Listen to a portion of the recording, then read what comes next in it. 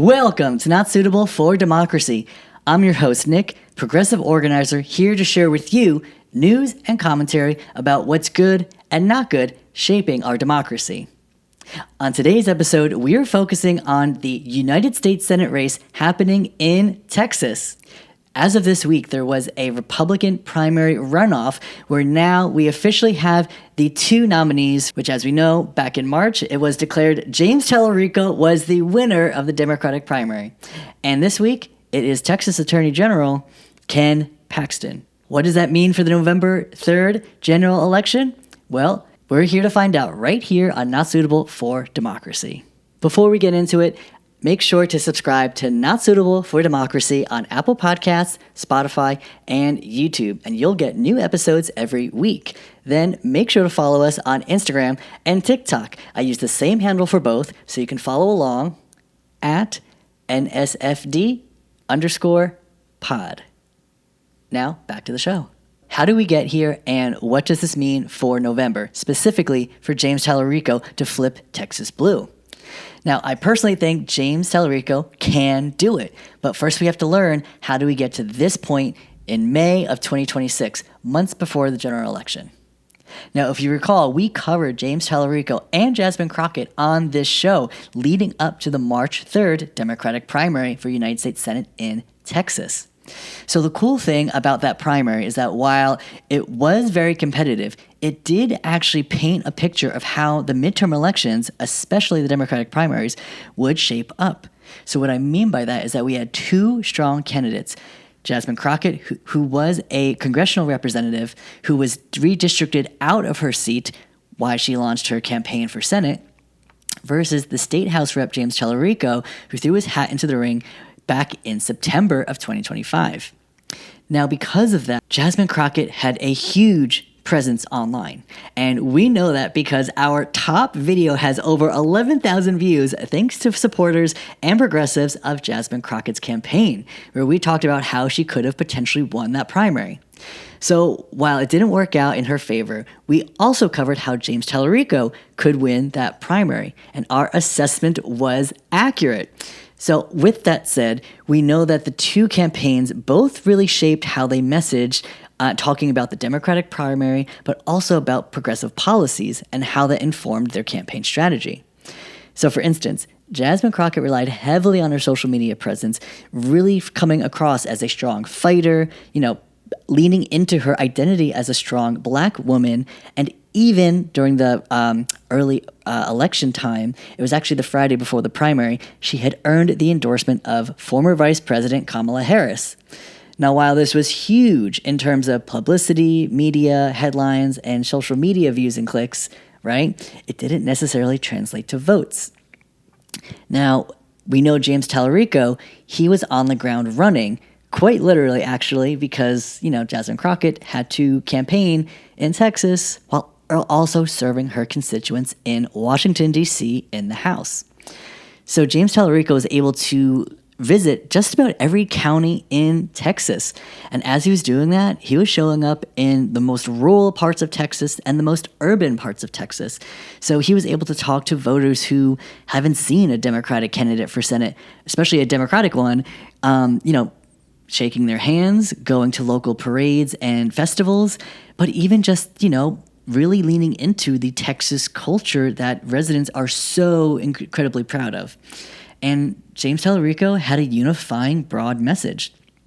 Again, while Jasmine Crockett leaned into her progressive credentials as a fighter, James Talarico really leaned into wealth inequality and fighting for the people through policy. That was a key difference, where he always mentioned it's not between left versus right, it's between top versus bottom, especially with the 1% versus everyday Texans. On top of that, he also leaned into how Trump's policies, such as the ICE raids, were not great for Latino Texans and those who were affected at the southern border. Now, he may not have come across strong enough on those issues, such as not declaring abolishing ICE, but he did come across as someone who wanted to work with the community so people felt safe across all parts of the state of Texas. And that also came through while leaning into his background as a seminary. So for someone with strong Christian values, especially in a place like Texas, James Talarico made it about the people, where his campaign was more inviting and welcoming. His campaign speeches sounded like sermons. And you know what? That's a good thing. I am so excited that James Talarico was able to lead into his faith at a time when religion is demonized and weaponized against, the LGBTQI plus community and so many other marginalized groups as a means of control. But James Talarico is retaking that narrative and saying how we should love thy neighbor and treat everyone with love and kindness. James Talarico won stronger campaigning on the ground. Again, visiting all those Texas counties really played off. But also, which we'll share later in this podcast, is how he optimized his digital strategy better for conversion. Meaning, it's great to have the social media presence, but he made sure people were voting. So at the end of the day, James Talarico won the March 3rd Democratic primary for United States Senate with 52% of the vote versus Jasmine Crockett's 46%.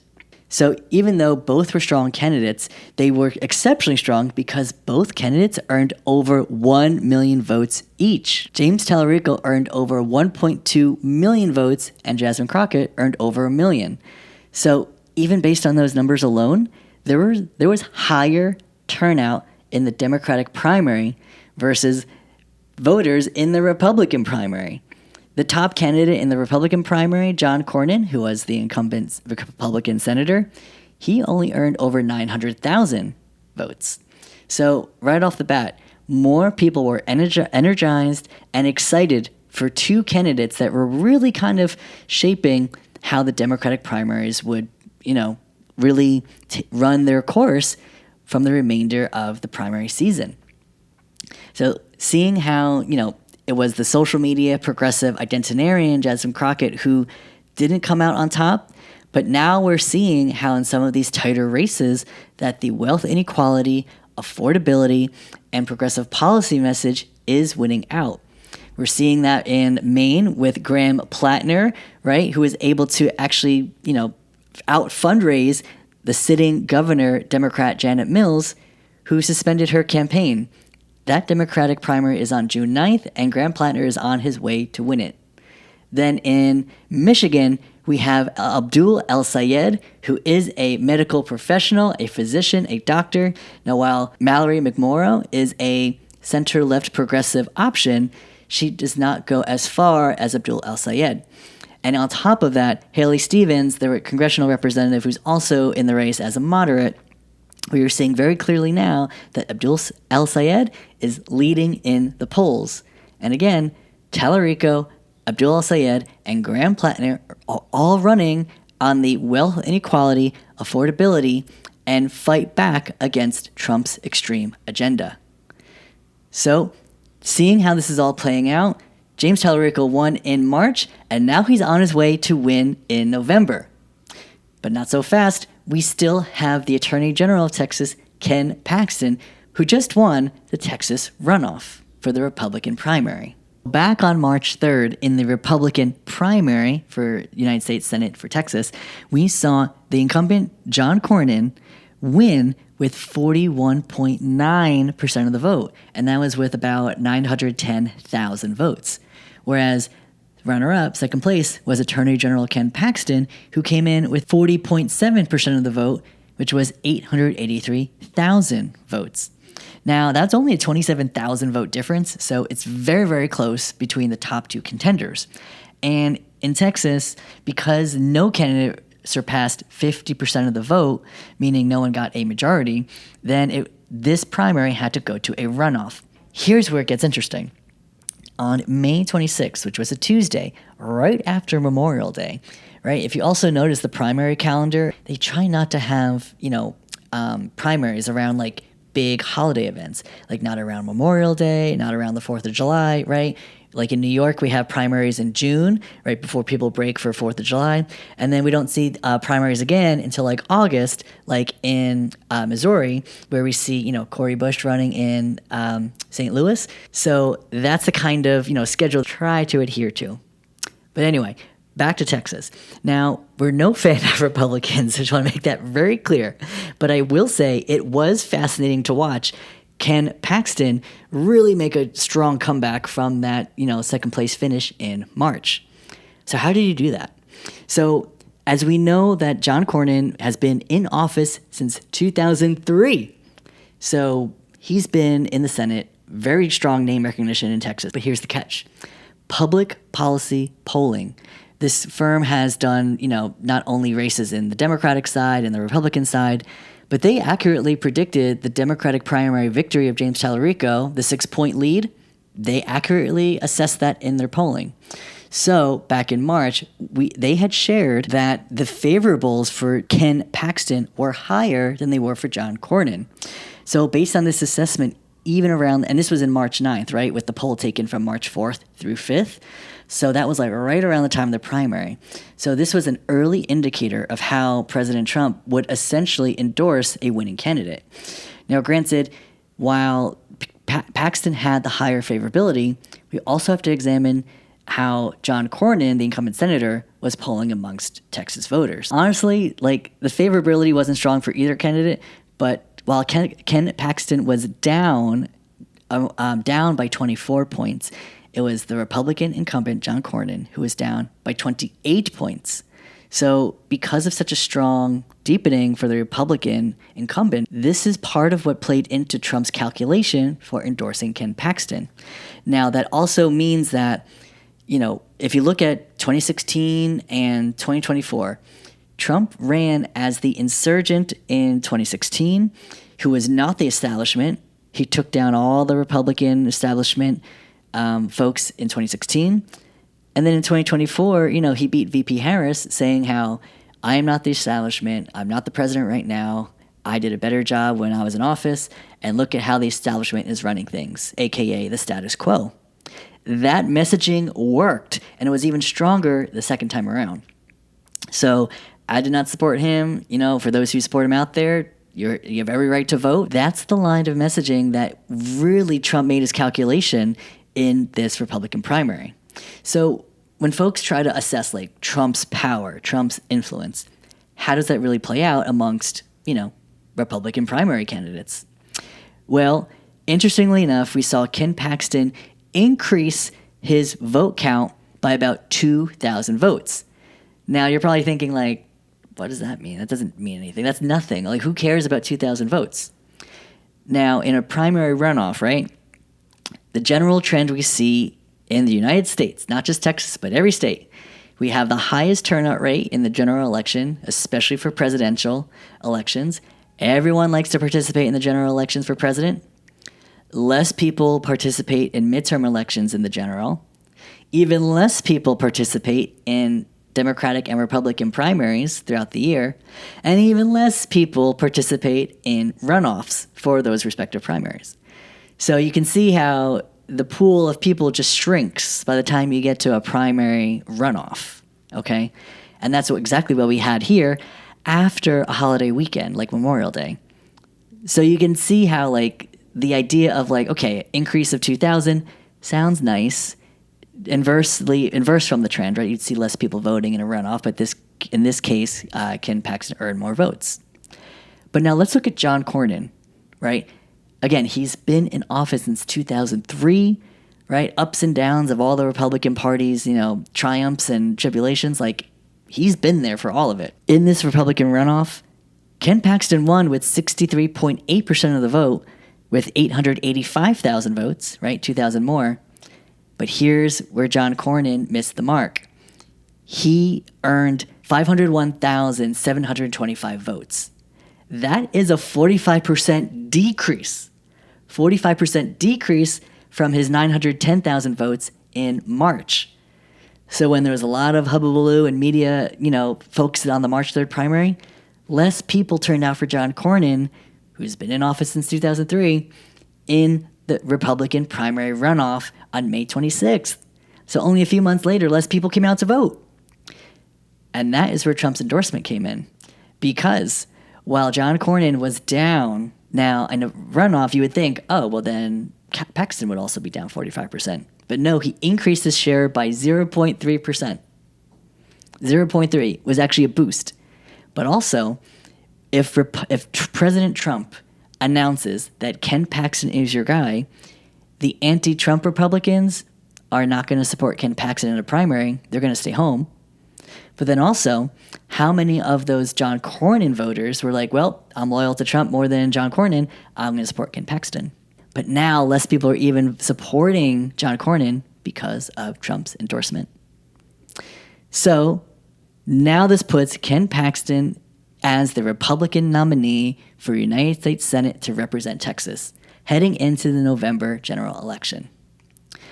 Now we also know between the Democratic primary, the Republican primary, and the Republican Party primary runoff, the turnout was far lower for the Republican side. Less people voted in the Republican primary, and even fewer in the primary runoff. So we know that Texas is historically a red state. You know, dating back to the last senator they voted blue was like 1988, many years ago.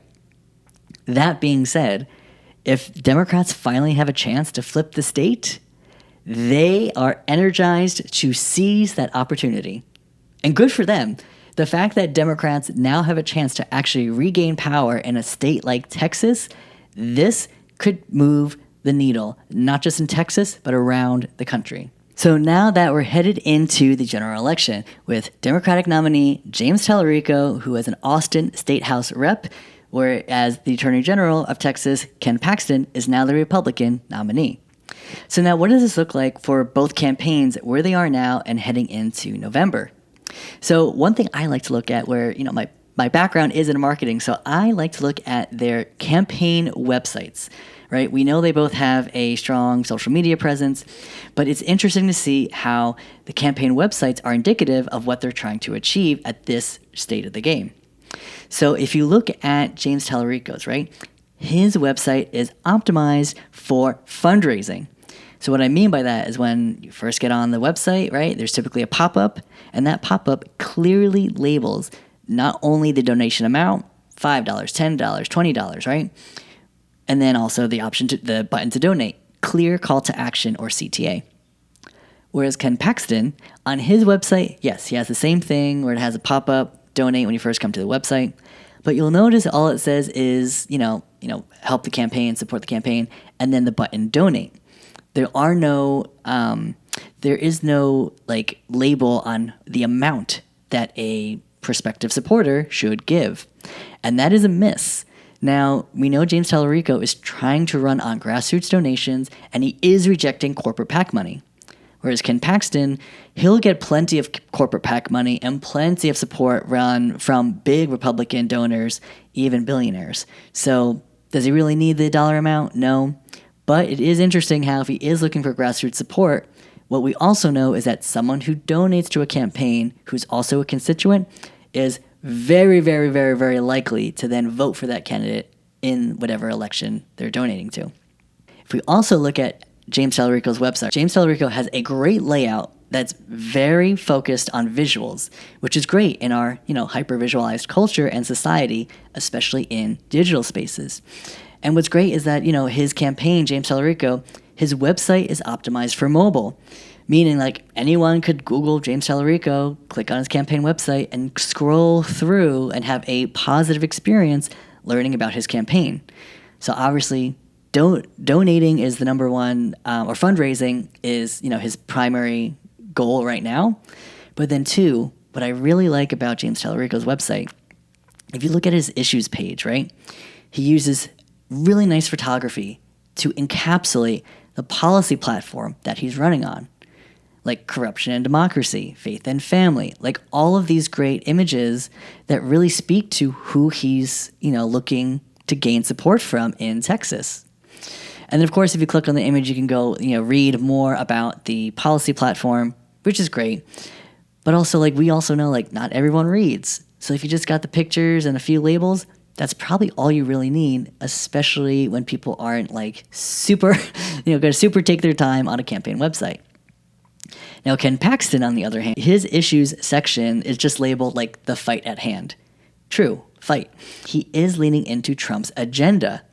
So you'll notice here he uses images mostly of himself, but then also like there's a lot of text underneath. So it's a lot of reading for people who might not want to read. And that's fine. You know, some people do take the time. High information voters on the Republican side, they definitely do. Now, one thing I will give credit to Ken Paxton for on this website is the poetry, the picture he paints with his platform headlines. For instance, you'll see carry the torch. You'll see take the sledgehammer to the DC establishment. Now, you really do get that visualization from the text to really think like, oh yeah, we're going to take down the establishment in Washington, D.C., who's not fighting for the little guy or the everyday American. Oh yeah, we're definitely going to pass the torch and continue Trump's promise, or all of his broken promises, I should say. But I guess the point is, you know, it's a very different strategy in how he's articulating these ideas to his voters, but also the general election voters in Texas. So I love it because while Ken Paxton, you know, let's be real, Ken Paxton is nearly twice the age of James Talarico. Ken Paxton is 63 years old, where James Talarico is 37, a millennial, like yours truly. So James Talarico knows from his supporters and his base, young voters or voters under 50 will be being able to synthesize and consume his content much easier and more accessibly than Ken Paxton. So if James Talarico's great digital presence, social media savvy, and campaign website optimized for mobile, this sets him up very well for success when reaching, you know, unlikely voters, college-educated voters, right, young voters under 50, people who are going to really, you know, move the needle for James Talarico. Now, Ken Paxton, on the other hand, like the Republican base, like they're not as young. They are more moderate and conservative. They are of an older demographic. Definitely baby boomers, right? So, you know, he's reaching out to a different group. Totally makes sense. But in today's digital savvy world, you know, will Ken Paxton's online strategy, especially with his campaign website, really meet the moment compared to how James Talarico is really pushing his message online, especially with his campaign website? Compare and contrast. We'll see how this plays out in November. But it is really good to see James Talarico taking advantage of these digital tactics that can really move the needle in Texas. Now, outside of digital strategy, what does this mean for their actual high-level strategy to win the election in November? How does each campaign, Ken Paxton and James Talarico, plan on winning the general election? Well, Ken Paxton will most likely lean into Trump's endorsement by trying to energize the Republican base in Texas, meaning that Ken Paxton will have to draw and pull out tons of unlikely voters that don't normally show up in midterm elections, let alone, you know, vote at all. But they did show up in 2016 and in 2024 to support President Trump. And obviously, he won. So will those same voters turn out in favor of Ken Paxton? We will see that come November. Now, for James Talarico, what is his strategy? Well, James Talarico will have to double down on building his coalition and really drive turnout. So James Talarico could win if, number one, he draws higher than average turnout for college-educated voters, liberals or progressive voters, and voters under 45. That is generally the Democratic base at this point in time. Now, on top of that, what's really at play in Texas are independent voters. Independents actually make up the majority of registered voters in America, and that's no different in Texas. Now, we know that Texas is a reliably Republican, ruby red state. It has been shifting bluish over the past 10 years. So, if independents can make or break the general election, James Talarico will need to persuade a lot of them to join his campaign and vote for him. Now, he's running on wealth inequality that affects everyone, and he's running on, you know, his Christian values to show that, you know, he is looking to love thy neighbor and not attack those who are against him. And then lastly, the policies he's running on are politically popular. We know Bernie Sanders is one of the most popular politicians in the country, but we also know his policies and platform that he supports are also incredibly popular. So it's no surprise that James Talarico can win on popular progressive policies. Now, lastly, we have two racial groups that James Talarico will need to focus on between now and November. The black vote. We know that black voters who are very reliably voting Democratic, they were very, very hurt, especially after the Democratic primary, seeing Jasmine Crockett lose. Now, we're at a time when, seeing strong black women like VP Harris lose in 2024, Jasmine Crockett received her endorsement and then still lost in the March 3rd primary. Voting rights for black voters are under attack. And since then, we've seen the Supreme Court gut Section 2 of the Voting Rights Act, which means that, essentially it's okay to draw gerrymandered congressional districts based on partisan gerrymandering, but not across racial support. So it's a wild take, and that's how the Supreme Court ruled. We don't support it. But honestly, James Talarico will need to win over the trust of black voters to assuage any concerns they have and build that bridge so that by November, he can turn out the black vote in above average numbers in order to surpass Ken Paxton, most likely turning out unlikely voters that would potentially counter that. And, black voters are in all across Texas, not just the big blue cities, but also out in rural and suburban areas. So if James Talarico can do that, he will be putting himself on the path to success. And now on top of that, it's the infamous Latino vote. Now we know Latinos are not, it's just an umbrella term, and it doesn't accurately depict, all the different swaths of the Latino community between Cuban voters, Venezuelan voters, Colombian voters, right? Folks that live in rural areas and urban areas. Their needs are going to be very different, but they all have one thing in common. They all find President Trump politically unpopular, especially his approval ratings. And the Trump agenda does not resonate with, especially across immigration, with Latino voters. And this is a real opportunity for James Talarico, who's running on the love thy neighbor messaging in terms of, fighting the 1% to bring more money and resources back to these communities, especially the state of Texas. But then lastly, if he can earn their trust that he will not double down on the harsh immigration policies, but actually fight for a path to citizenship and while keeping Texans safe. That will be the big issue around immigration, which I think James Talarico can actually win on. Now, I'm sure there's going to be public debates, and that could shape public opinion. At the end of the day, we know debates don't necessarily sway people enough to sway an election. It really does just double down on partisan divides. But if James Talarico can make the case for himself on immigration in Texas, he can absolutely win over enough independent voters and enough Latino voters to potentially win the general election in November.